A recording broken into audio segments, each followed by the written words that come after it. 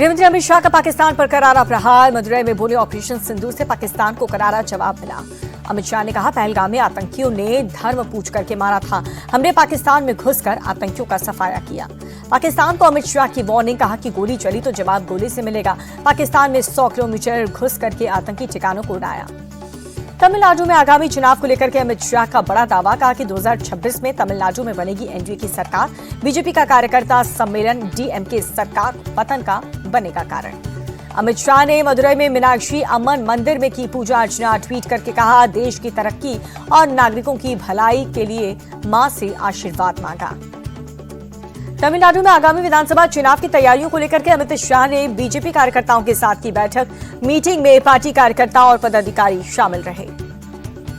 तेजस्वी यादव ने भरी है चुनाव में जीत की हुंकार, कहा कि बिहार की जनता बदलाव चाहती है, हमारा महागठबंधन साथ है, इसमें कोई भी भ्रम नहीं है। केंद्रीय मंत्री चिराग पासवान का आरजेडी और कांग्रेस पर निशाना, कहा कि बिहार में जंगल राज के लिए आरजेडी और कांग्रेस दोनों जिम्मेदार। राहुल गांधी के बयान के समर्थन में उतरे तेजस्वी यादव, बोले कि उनकी आशंका बिल्कुल सही, बीजेपी के प्रकोष्ठ की तरह काम कर रहा है चुनाव आयोग। तेजस्वी यादव बोले मोदी सरकार ने सभी संवैधानिक संस्थानों को हाईजैक किया। चुनाव आयोग की घोषणा से पहले ही बीजेपी की आईटी सेल को सब कुछ पता होता है। राहुल गांधी के बयान पर केंद्रीय मंत्री गिरिराज सिंह का पलटवार, बोले कि राहुल गांधी ने बिहार में अपनी हार मान ली, बिहार की जनता एनडीए के साथ है। केंद्रीय मंत्री गजेंद्र सिंह शेखावत का राहुल गांधी के बयान पर पलटवार, कहा कि राहुल लगातार चुनाव में पराजय का बना चुके हैं रिकॉर्ड। उनकी बातों का लोग न पहले विश्वास करते थे और न ही अब विश्वास करते हैं। केंद्रीय मंत्री नित्यानंद राय ने भी राहुल गांधी के बयान पर किया पलटवार, कहा कि उन्हें खुद नहीं पता वो बोलते क्या है। चिराग पासवान का राहुल गांधी पर अटैक, बोले कि उन्हें आत्ममंथन करने की जरूरत है, ईवीएम का रोना छोड़ें। राहुल ने बिहार विधानसभा चुनाव में अपनी हार मान ली है। राहुल गांधी के बयान पर उपेंद्र कुशवाहा बोले उन्हें मालूम है कि बिहार में क्या होने वाला है, इसलिए वो अभी से भूमिका बना रहे हैं। राहुल गांधी और ईसी के बीच बड़ी तकरार। चुनाव आयोग के जवाब पर राहुल ने कहा महाराष्ट्र चुनाव की डिजिटल मतदाता सूची जारी हो, मतदान केंद्रों की शाम 5 बजे के बाद का सीसीटीवी जारी करने की मांग।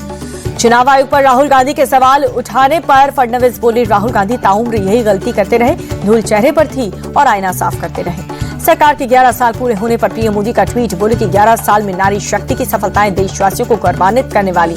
आज विकसित भारत के संकल्प में बढ़ चढ़कर हिस्सा ले रही हैं महिलाएं। मुंबई में पार्टी पदाधिकारियों के साथ उद्धव ठाकरे की बैठक, आगामी निकाय चुनाव को लेकर के चर्चा हुई। Army chief general Upendra Dwivedi Kedarnath Dham पहुंचे, मंदिर में पूजा अर्चना और दर्शन करके बाबा केदार का आशीर्वाद लिया। मणिपुर में बीती रात हिंसा को लेकर के गवर्नर अजय भल्ला से मिले 25 विधायकों का डेलीगेशन। मैतेई नेता की गिरफ्तारी को लेकर के 5 जिलों में भड़की थी हिंसा। बेंगलुरु पहुंचे केंद्रीय कृषि मंत्री शिवराज सिंह चौहान, जहां पर एवोकाडो फार्म का किया दौरा, किसानों से भी मुलाकात की। दिल्ली के पहाड़गंज में होटल में कमरे में मिला महिला का लाश। पुलिस ने हत्या के केस दर्ज करके जांच शुरू की। होटल के बाथरूम में महिला का शव मिला, साथी युवक के साथ होटल में रुकी थी। आरोपी बॉयफ्रेंड गिरफ्तार कर लिया गया। दिल्ली के नेहरू विहार के दुष्कर्म के बाद बच्ची की हत्या, पड़ोस के मकान से सूटकेस में मिला शव।